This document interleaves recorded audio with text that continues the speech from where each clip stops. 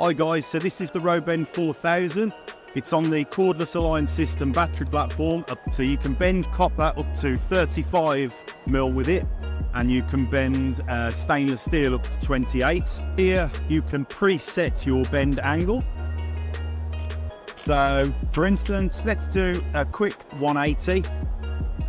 So the full holes 15, 22, 28 and 35mm, but only got 15mm left. So I put that in there.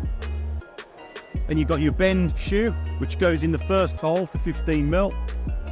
Put that in there.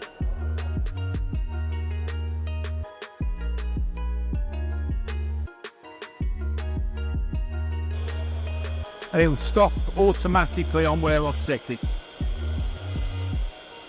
And then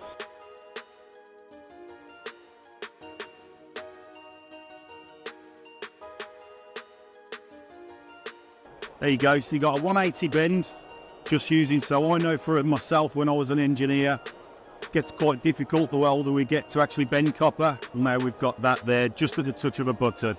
Not so impressive on 15mm, but really impressive on 28 and 35. Thank you.